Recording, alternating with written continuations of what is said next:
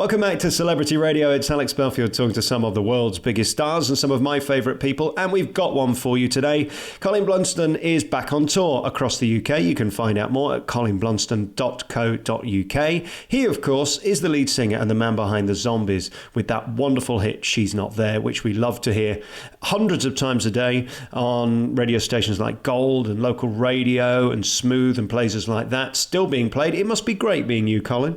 It's fantastic, actually. It really is, to think that She's Not There is still being played 50-something years after it was recorded. It's very unexpected, but it's very exciting that it still gets that interest and support after all these years.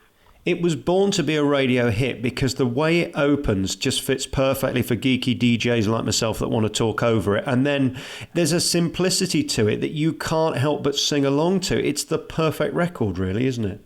It is a great record, and it's really funny the way it came about, because the Zombies had got our first session in Decca Studios in West Hampstead, and our producer at the time, Ken Jones, just said, and as a passing comment, we're going to record some R&B classics, but of course you could always write something for this session.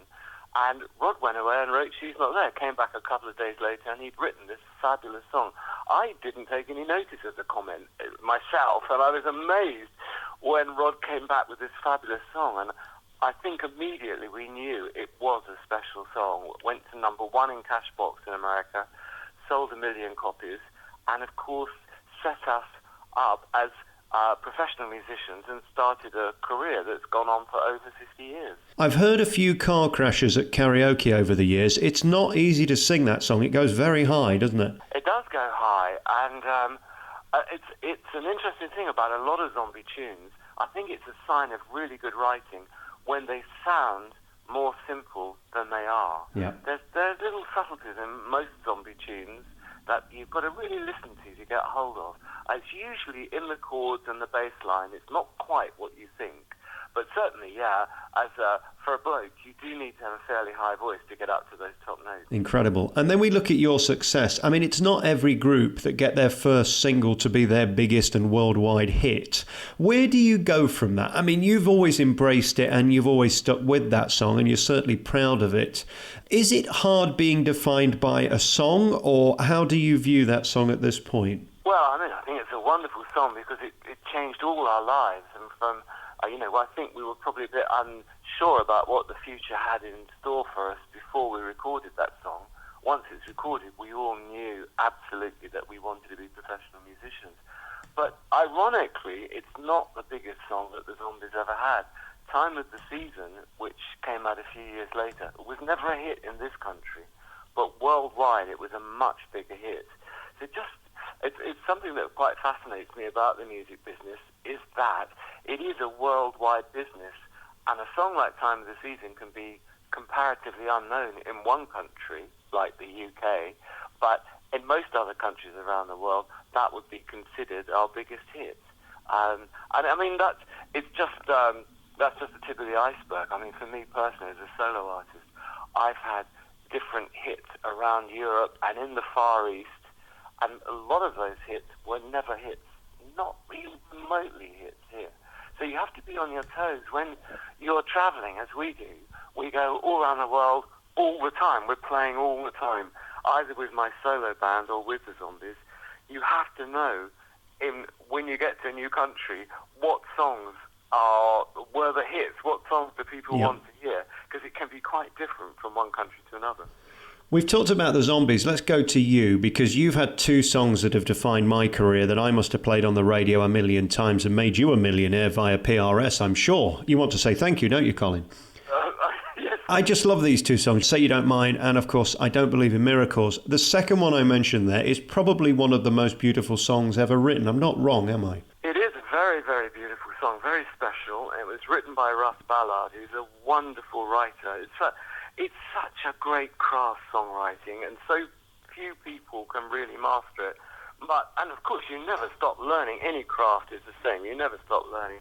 But Russ is a really fine craftsman when it comes to songwriting, and I Don't Believe in Miracles is a particular favourite of mine, definitely.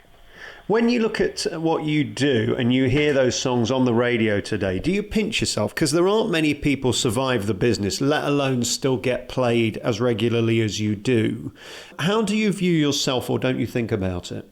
Well, I don't think about it that much, to be honest, because I just think of myself as a jobbing musician.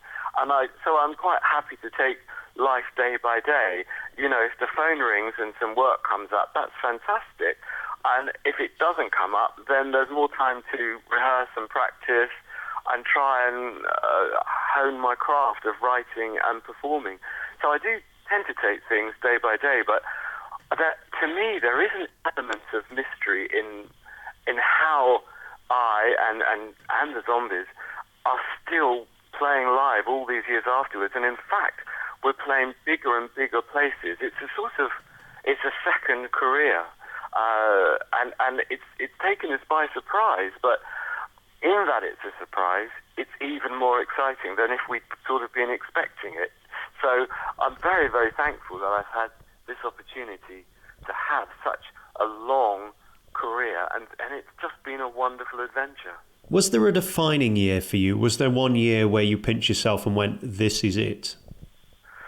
Well, I mean, 64 was pretty exciting. I know, it's it's a lifetime ago, I know that. But we went from 18-year-old boys, I was 18 when I sang She's Not There, and playing just locally. And at the end of the year, we were opening in New York, and we had the national #1 record. So that was a pretty exciting year.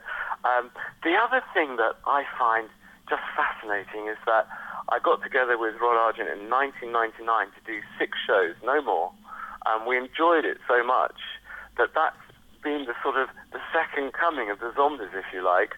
And without a hit record, we've managed to re-establish the Zombies as a worldwide entertainment entity. You know, we constantly tour around the world, as I said earlier on. And for the most part, that's been done by word of mouth. We did actually have an album that slipped into the top 100 in the States about 6 months ago, which was, you know, again, incredibly exciting. But apart from that, the Zombies haven't had a hit in many, many years. So any success that we've got has been really arrived at by word of mouth. Help me with this question. I know it's somewhat impertinent, but I'm going to ask it anyway. How sexy was it being in the Zombies? Because I'm a deeply unattractive man who struggles at the best of times. But what was it like being you in your trousers? Because in the 60s, the swinging 60s, you were the biggest stars in the world at that point, and you were doing the business. It must have been marvellous. Well, it was a very exciting time to be a teenager, I think, to be in London in the 60s, because it did seem to be the centre of the artistic world, obviously with music, but with film, with Michael Caine, with the theatre, with fashion, Mary Quant, with theatre, John Osborne, David Hockney with art. It did seem to be the centre of everything, London, to be there, and it was a very, very exciting time. And of course, it's no secret that it didn't do you any harm to be in a hit record if you were trying, as most teenage boys are, if you were trying to meet girls. I mean, I think most guys in bands would probably agree that one of the main reasons they got into bands was to meet girls. And it was fantastic. Does it ever become normal, that feeling of adoration, when you stand there and you've got 1,000 girls screaming at you? I mean, I normally have them screaming and running in the opposite direction. Well, I do nowadays, but I think to some extent you probably do get a bit used to it, and it probably can alter you a bit, but just that it's not that you alter, it's that other people's attitudes towards you alter. So it can make things a little bit difficult. I've often discussed this with Rod. We didn't go to the same school, but we both went to boys' schools. I left quite a strict boys' school, and I worked for a few months in the City of London, which is just like a big boys' school anyway. Yeah. And then we got into a band and travelled around the world in a very male, masculine environment. And I think and of course girls would always approach us in those days when we had big hit records and we were teenagers. And so I think it probably has given us a slightly slanted outlook on how to be socially active. For instance, I think that we would probably, in any social environment, we would hope that people would come up to us. Right. We probably would not be as skilled going up to people and starting to talk to them as someone who hasn't come from our background. Yeah, it's fascinating. Also, what's interesting is what you talk about, how they came up to you. I think about Tony Blackburn. I think about what's going on in the news with Cliff Richard. It's very interesting how people are rewriting history. It was a different time, wasn't it, back then? Well, it was a different time, and I know this is a difficult area to get into, and I hope that we never, went across the